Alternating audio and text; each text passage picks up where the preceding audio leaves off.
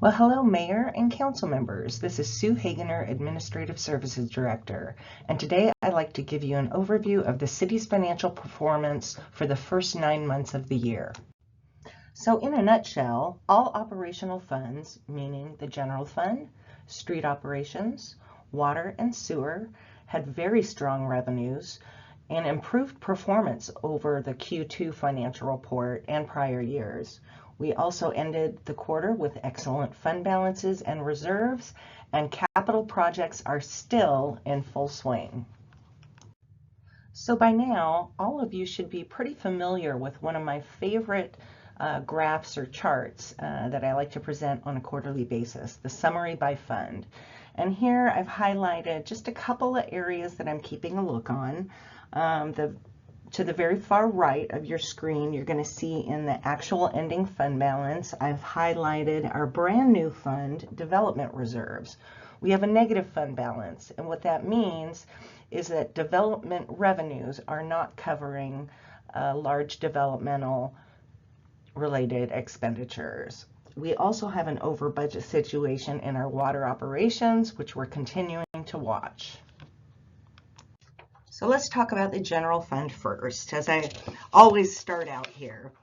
Our beginning fund balance was very strong and in compliance with our fund balance policy. Again, fund balance represents reserves or cushion or beginning cash. Our revenues of $9.8 million were $435,000 or 5% more than budget. That is great news. Sales tax proceeds came in strong. Property taxes were right on target with budget. Utility taxes were about 2% more than budget. License, permits, fines, and forfeit brought in about $9,000 more than we expected.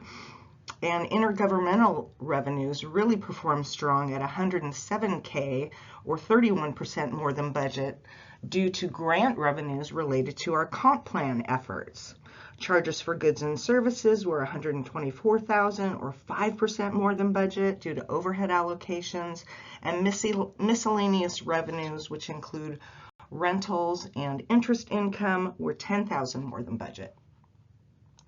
Now let's look more specifically at our sales tax categories. Again, we've got them in 5 major categories: food, services, and accommodations, construction, retail trade, wholesale trade, and other. And you can see that the revenues that came in September, which actually represent revenues collected in July, were one of the highest monthly tax receipts on record.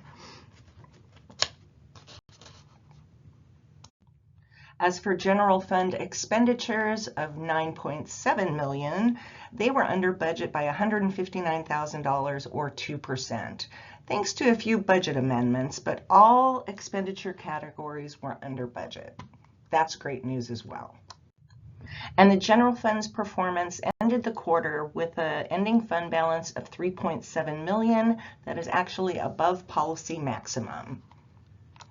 So what about street operations? Fund 101, we had revenues of $851,000 that were under budget by $93,000. That's not terrible, but the general fund transferred in $513,000. We had transportation benefit district taxes of $150,000 in transfers in. We had motor vehicle fuel tax monies of $117,000. And other revenues like insurance recoveries of $71,000. Our expenditures were also under budget by $56,000. And we spend our street operations budgets on street signs, road paints, road markings, de-icer, light poles, asphalt, fuel, and equipment parts. Now, we did end the quarter with a fund balance that was under policy minimum.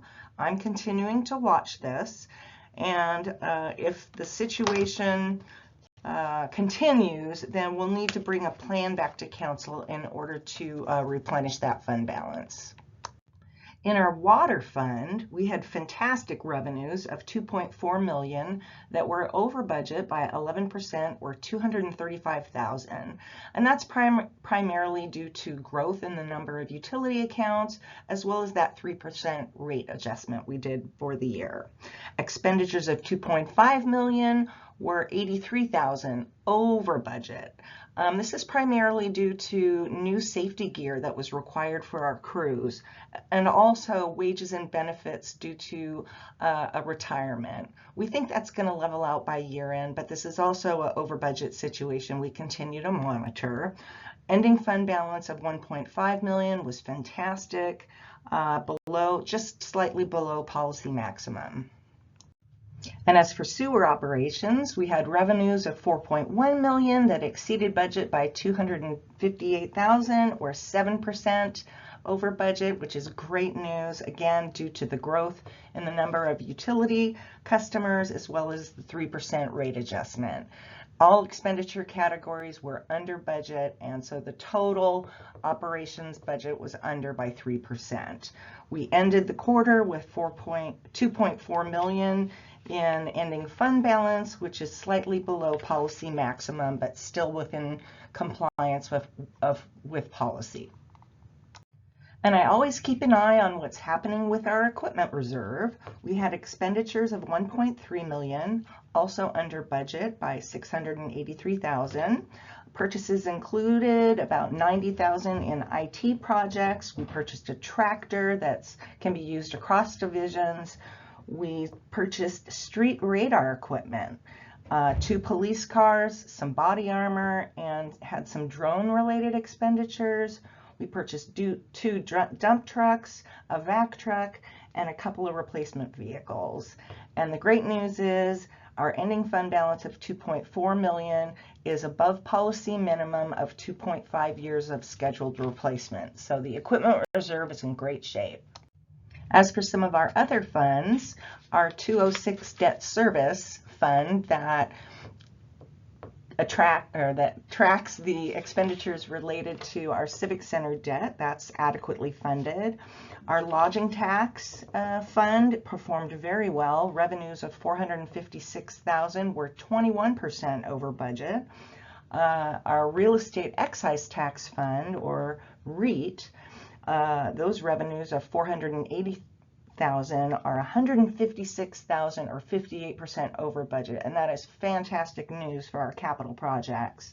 In our 180 ARPA money fund, we had $318,000 in IT expenditures, city shop expenditures, and second floor remodel expenditures. There's a remaining balance of $1.2 million in that fund. And finally, the rainy day fund, we used $500,000 for the parkland purchase, and there's $945,000 in the balance of that fund. Pretty much all other funds were on track, or we've already talked about any concerns with them. And the real star of the show is our delivery of capital projects. You can see towards the bottom right-hand corner of your screen, we've delivered almost $9.5 million in both street and other capital projects. That's the highest level of capital project delivery we've had in many, many, many years. And the good news is we've collected almost $3.5 million in grants and loans. That's 40% of those expenditures are covered by grants and loans. So thank you to our Public Works resource manager for finding those resources for us. And now, what were some of those capital projects that we've been working on? I talked a little bit about the city shop and the Civic Center remodel improvements on the second floor. We've had water projects of $1.4 million, including the reservoir painting, fixed base meter reading system, Silverhorn Deep Well, and West Squim Road. We've had $900,000 in sewer projects delivered. That includes the WRF lab rehab, West Squim Road again, and sewer equipment and vehicles. and street projects of $3.2 million were delivered. That's predominantly North Sequim Avenue sidewalk and bike lanes, as well as some traffic engineering sprinkled in there, the transportation master plan, and pavement preservation project. And finally, our parks projects of $2.5 million include the parkland purchase and Centennial Place work. Now, this is a graph and chart that I don't include in every quarterly update to council, but I thought it was relevant, especially coming behind a discussion of our record-breaking capital project delivery. So up top, you're going to see 3 bars. The green bars represent our cash in the bank. Our yellow bar represents the local government investment pool, and our gray bar indicates investments such as in bonds and CDs, those types of investments. Now I want you to pay attention to the green bar at the top. Just visually, you can see it increasing in 2019, from 2019 to 2020, which was COVID. Still increasing in 2021, yet still increasing in 2022, and you can see that green bar start to decline in 2023 and 2024. And again, those are our cash balances in the bank. It's nothing to be worried about. You can see that as of 9/30/2024, we had $6.3 million in the green bar. That's down from 11.6 at the end of last year. And again, that is primarily due to the record-breaking delivery of capital projects. Again, nothing to worry about.